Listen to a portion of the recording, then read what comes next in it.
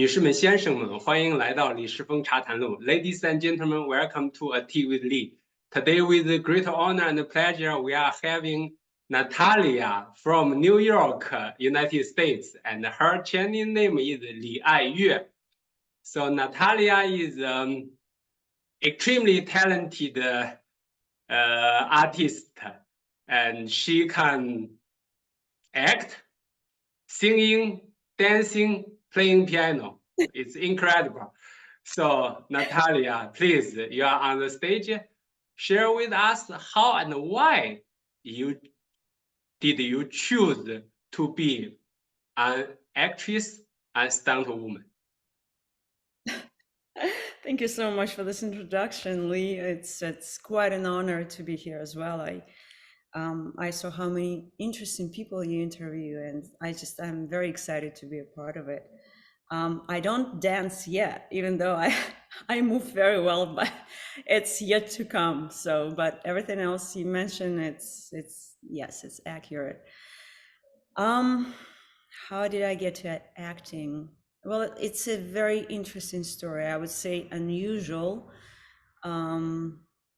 It's worth mentioning that in my childhood, I was an avid reader, and I lived like 3 bus stops from my library, from the local library, and I would basically go straight from school to the library. I would read and I would act those characters out. And I mean, in my mind, I think all kids do that. I was doing it pretty constantly. I remember waking up thinking, okay, today I will be Pippi Longstocking, and I will talk like her. I will sing her songs. I will act like her, and I will rearrange my room completely. And my mom just had no clue what was happening. Like, we would clean up my room the night before, and next day it's even worse. And that was happening on a steady basis, I would say. And then around age of 17, I started looking for acting schools because I'm from Volgograd, Russia. We didn't have a proper acting school. Back then, wasn't any. Right now, we have plenty of studios and everything, but back then, I don't remember having anything at all. And I remember making the list and thinking, okay, let me go to Moscow. I have to save that amount of money to, for the train and how to sustain myself for 1 month while I'm doing the audition, all that plan, right? And I was working as a cashier in an amusement park to save all this. And I was like 17 going on 18. And that exact year, I really fell really hard in love with someone for the first time. I mean, for the first time. Everything was brand new. I was 18, so for me it was a brand new experience, very vivid and I was very impressionable. I think I still am, but back then it was like trifold. And leaving the town without him was very hard, or almost impossible. Plus his idea of acting was a little different of mine. So anyway, I wasn't ready. That wasn't the time. Looking back, I understood that it wasn't the time. So I listened to him. We stayed together, and I started pursuing the bachelor in diplomacy and international relations. We had a prestigious university in my town, and the irony, by the 4th year, I kind of realized that I'm not going to be with that person. I don't want to be in that town. I don't even want to be in that country. Don't ask me how it all changed in all 4 years. It's a long story. It was very, it was very rich of everything. Everything was happening at once, but I knew we're just not going to be together. Not because he was some kind of monster or turned out to be. No, he was the same person that I met. It's just me who changed very much.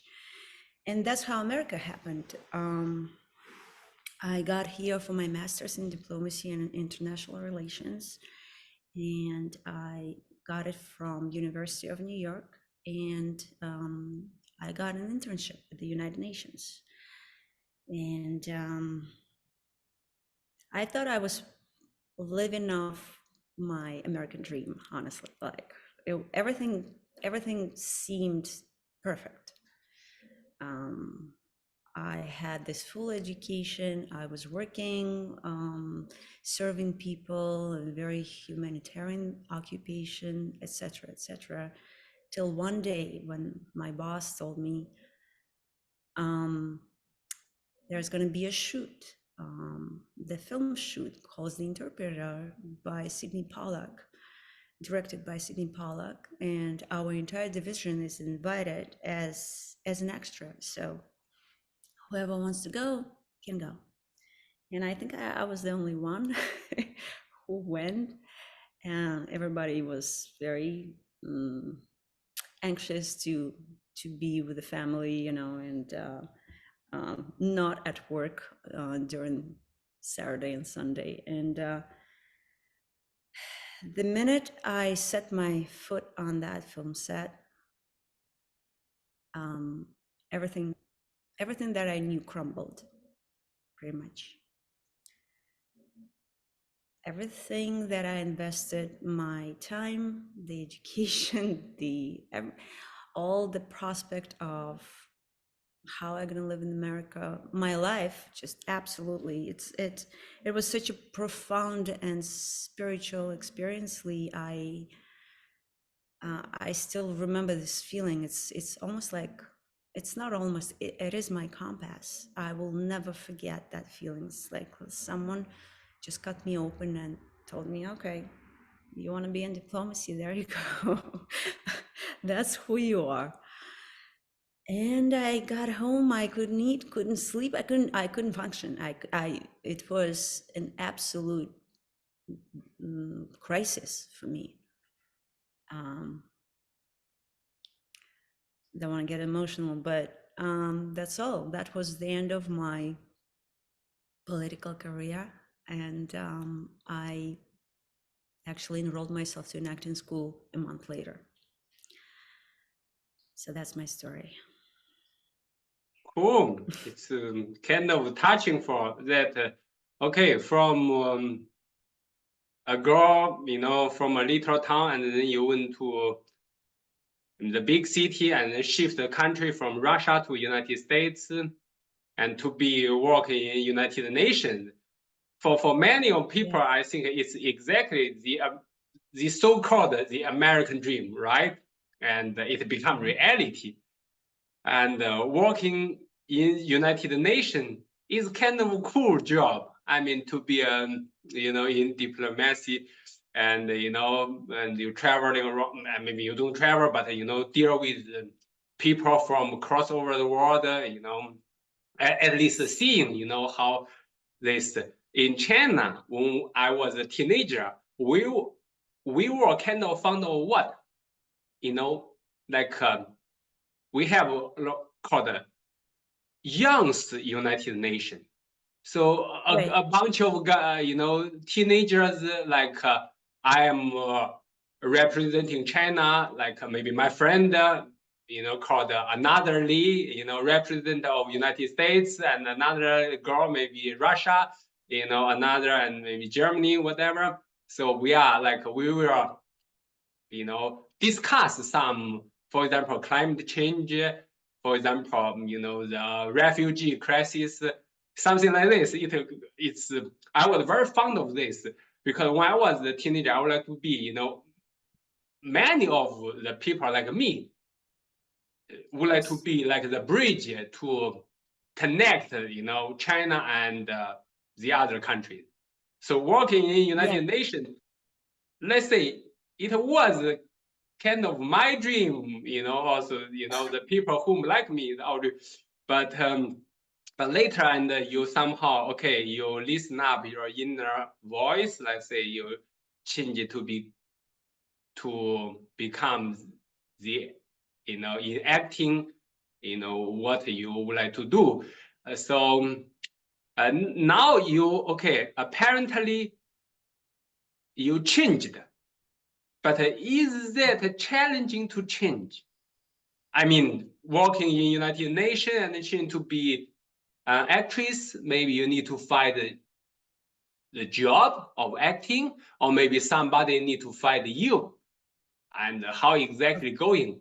I was a solar engineer, and I studied, mechanical engineering, and I changed to be a English teacher.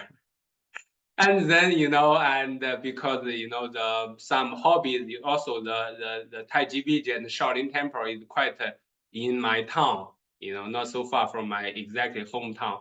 So we are, like neighborhood. So, and then I was, just for fun to play the Kung Fu. But later with time goes by, I realized how wonderful it is and how deep meaning it within, and not only punching, kicking, blah blah, and also by Kung Fu now it's like my way to express whom I am, and the way of express the Taoism philosophy, Buddhism philosophy, blah blah, whatever. So how you shift? I mean, the moment, or some mistake happened, or you shift it quite smoothly, Well, I want to add to what you were saying before. You are practicing and teaching martial arts and Chinese culture overall, and Tai Chi is a very powerful, energetic practice. And maybe some people think it's only about movement. I think it's more about this. And it's balancing the mind and the body. And when you get to that point when they are coherent, it's the most amazing feeling. So I don't blame you for going there and start it as your career. But again, see, you had your time and I had mine. And looking back, if I didn't meet this guy and I went to Moscow, I would probably never left. But I had to meet him. I had to go to that college. I had to get here. I had to do all that to do this full circle. It was a very spiritual, if you will, experience for me. It was like, oh my God, like what? How did that happen? And of course, the transition was not smooth, but I was so charged up. I was, okay, just to give you an idea, I remember coming back home and thinking, okay, I'm just gonna give myself like a couple of months, I will settle and I will, I will get to my senses and I will continue my career and everything will be fine. And everything, like, every time I would think about it, I will feel like somebody was killing me, like I was suffocating. It was that powerful. Like I could not, I think I was having like a panic attack or something. And thinking, okay, if I go to an acting school, like, woo, acting school, acting school, I would be like, all of a sudden I have wings when I think about acting school. And then I had to face it. I was like, you know what? I fooled myself once, I can do it again. And I have to listen to this voice and I have to pursue it. It doesn't matter how hard it's going to be. It was scary. It was unbelievably, oh my God, starting from the zero again. And, from a regimented, very structural day and way of living, the way I worked, to go to this complete free fall, which, studying acting and finding a job and totally different lifestyle. And that was exhilarating in itself, quite enough. And I probably loved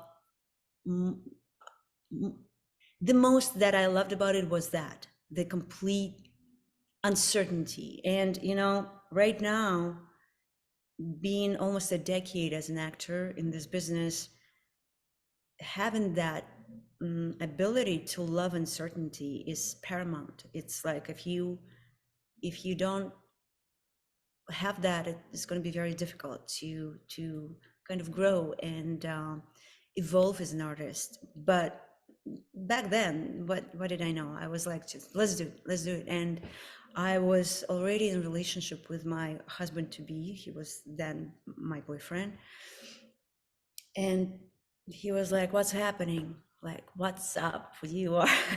you don't talk. Like, what's happening? You don't need. You're having some, breakdown." And I told him, I want to be an actress, and I expected him to have the same reaction as the previous guy, and he was like, "Go for it."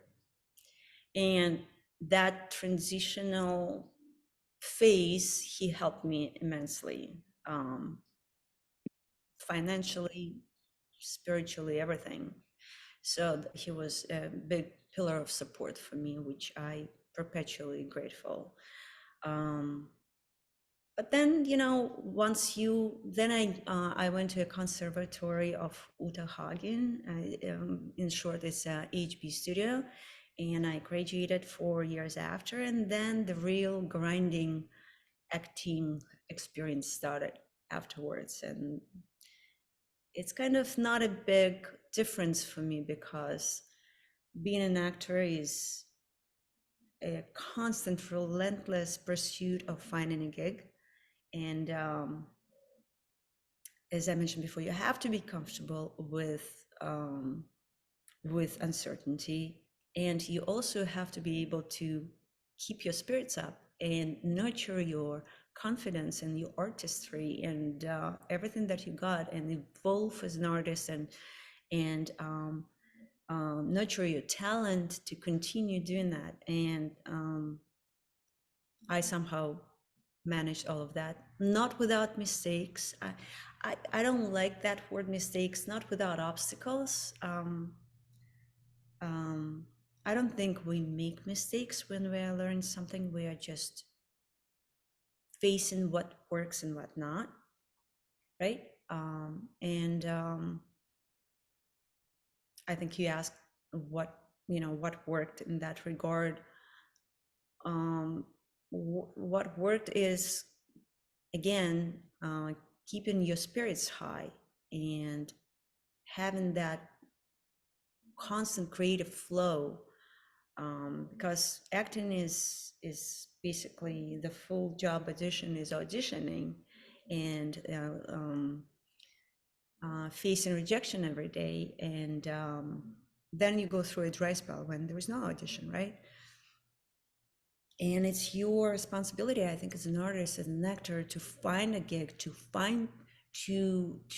initiate a job on your own, to make your own project, anything that will keep your creative flow. Because unfortunately or fortunately, next day you're going to get an audition of your lifetime and you're not going to be able to pull it off because your spirits are too low, or you weren't on stage for a long time, or etc. You're just not gonna deliver to the point as if you were keeping up yourself and exercising all your abilities nonstop. So that definitely worked for me. I started writing songs.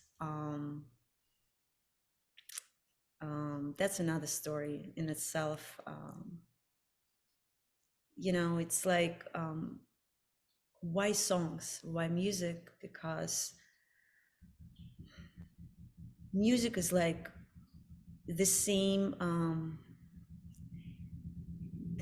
component that transfer you to another world, and it does it in a split second and seamlessly. It's almost like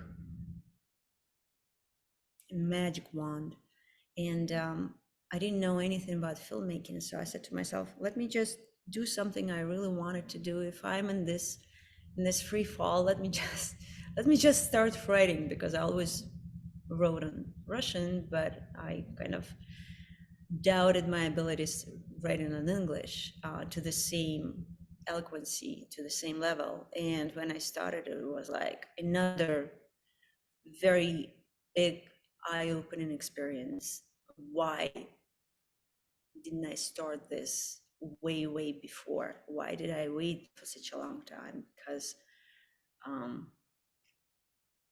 for me, writing and music and acting, they kind of feed off each other. So it will keep me as an artist constantly in the flow. I don't know if I answered your question. Boom, perfect. Yeah, I mean, for the people who I think right now, because the rhythm of the modern life is extremely, changeable and fast. So from one career, maybe from what you study, your major, you are working in a totally different profession with what you studied. And maybe you work for, dozens of years, and then you would like to change, or sometimes you have to change. So the reason why I ask this, it may help a lot of people who are in a similar situation. Some of them, like for example, you and me, we are kind of lucky that we choose what we love, and we're working on to put our passion into our profession right now. So this is the lucky part we have. But for some people, they are not lucky enough yet. Sometimes, maybe because what they studied is, or what they studied cannot really catch up the life or the change of the society right now. So they have to shift.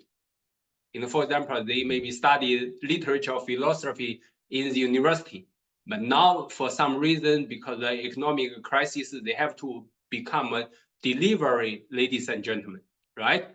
So, and then it's kind of hard, but but our story can possibly give a little bit, no matter notes or inspiration for some people whom would like to change or have to change.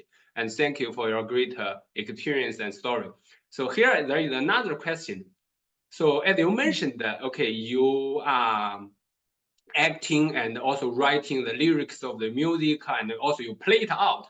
So is there any moment or any drama or film or whatever you are acting or you use to act, you are so dived into that room, and for some reason you cannot get out of it? Acting and also like training Kung Fu. So to do it well and to be it well, we must put the rule with us in oneness, right? You act. For me, it's I must with the form become in oneness, and then we can make energy maximum flow, and you can act the rule which is supposed to be, right? So for us, and after training, we will get out the form, the shape.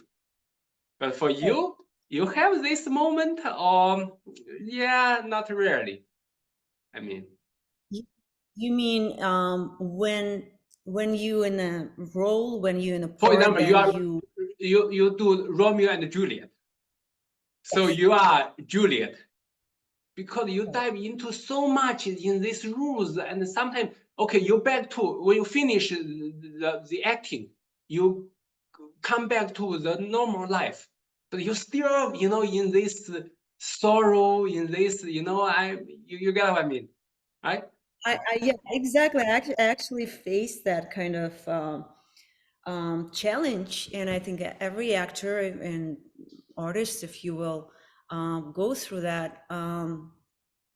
You have to have a strategy, maybe your own method of madness, to leave that in the theater, leave that part, and come back and recharge yourself and go there again. I totally understand when actors go all the way, all the way method, and they live in that 24/7. But let's say I had a part where I had to be on stage every day, and my son was being killed in front of me, and I had to act out that drama and live through it all the time. And for me, it wasn't an option to, come back home and stay in that. I would probably lose my mind.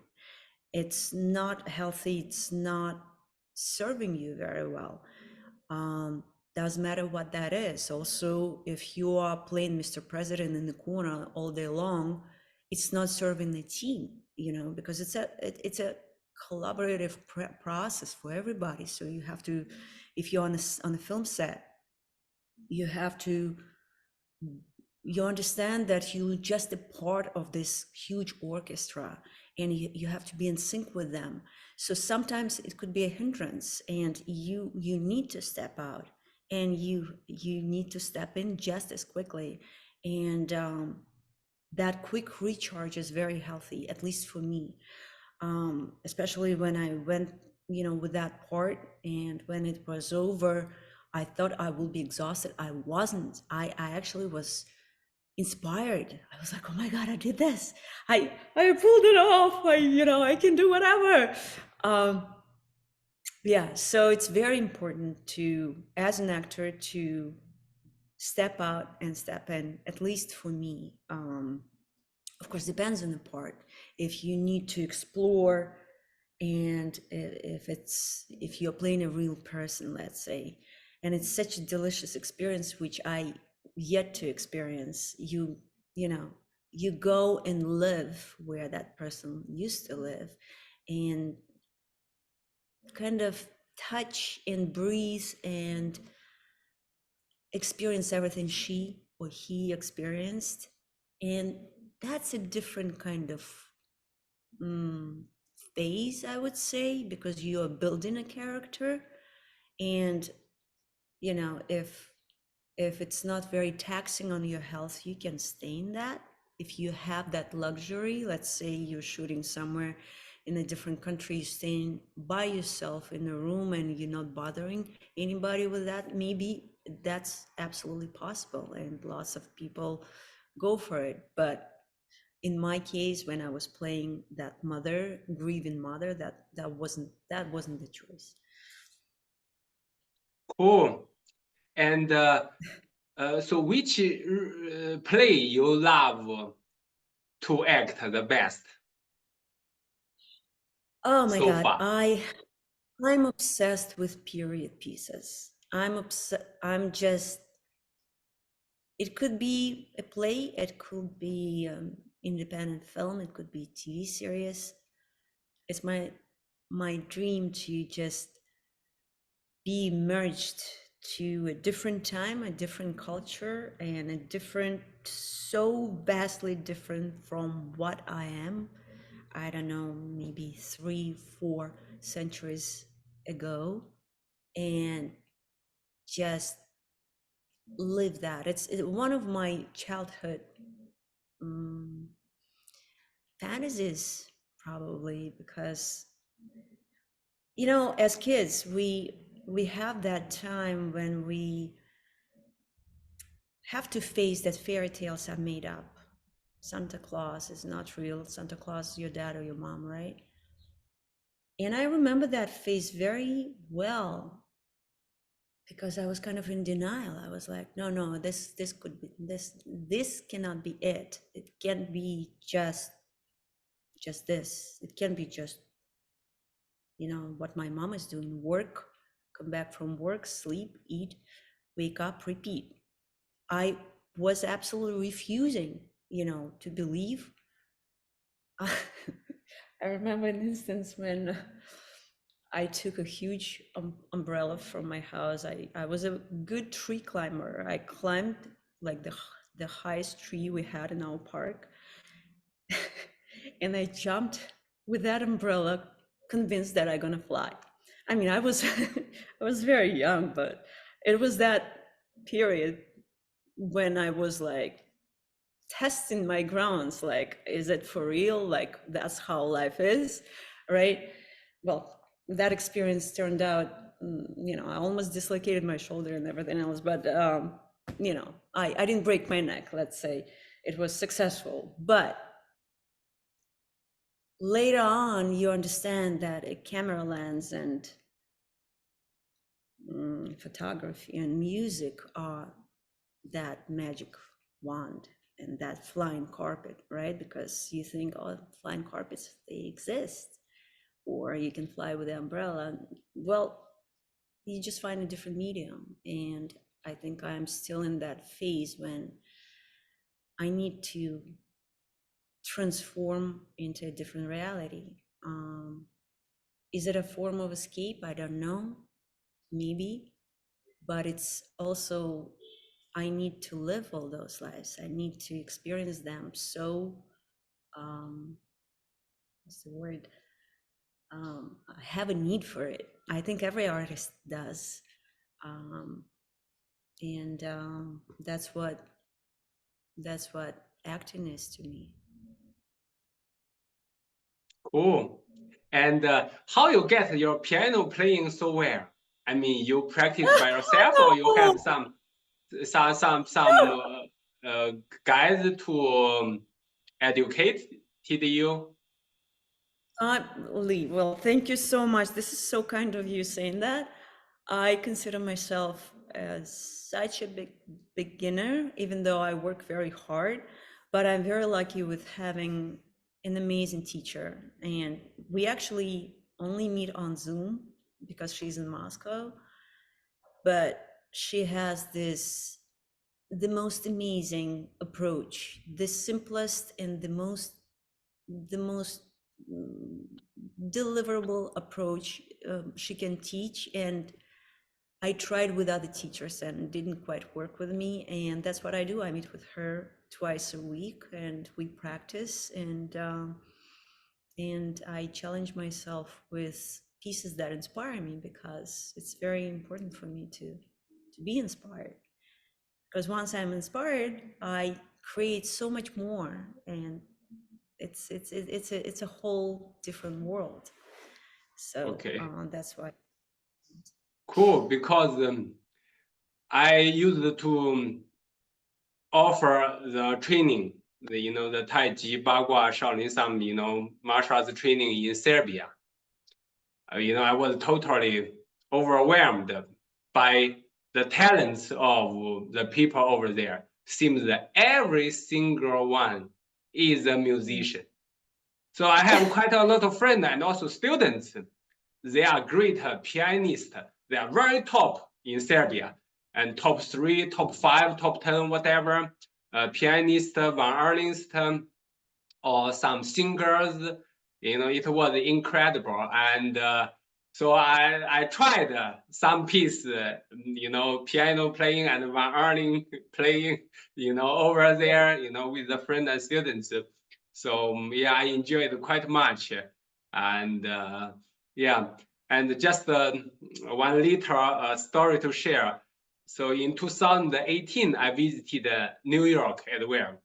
So I crossed over the building of United Union because a friend who has a restaurant called Mala Xiangguo, the spicy Sichuan food, over there, the Chinese restaurant nearby, the United Union. And when I passed by the University of New York, so your university, right? University of New York. I was wondering, but why this university doesn't have a wall, to have a yard or the schoolyard? Later, I realized it's so expensive in New York. How, which university is capable of, having a big yard of the school, I think, your school somehow, they have this building or this, school, music school or economic school in this building, another building, but you don't really have like a playground, right? Maybe you share the playground with the public space, something like this. Hasper. Well, it's a campus consisted of all different buildings with different majors in it, and that's what it is. And it's in the middle of the town, and of course the space is so scarce. Yeah, they share it with everybody. Something I was gonna say. How long did you stay in New York? I stay about 1 week. Yeah. 1 week, and you taught Tai Chi here. Yeah, I taught Tai Chi and also some Taoist philosophy over there. There was, I'm not sure there is now, there is the Taoist Center in Taoism Center, not so far from the United Union. And yeah, so I visited there and I offered some, performance and class over there in New York. And of course, I visited some friends, not in Manhattan, but in another, I think, Queen or Brooklyn, I forgot. I stayed with the great family. Yeah, this is my new, but I love it so much. The goddess of liberty. Right. Actually, my first English lesson is about happened in the harbor of goddess of liberty, and it almost when I firstly really touched down the land which is close by with the goddess, I almost cry because you see, I spent 8 years of studying English, and finally, and I met the place where my first English lesson described. So it was a little touching for it well. So it's so spiritual, isn't it? Yeah. It's like, yeah. You go for something, you don't know whether it's going to pan out. You don't. I had the same kind of experience before leaving for United States. I immersed myself into English and learning, because I needed to pass so many exams.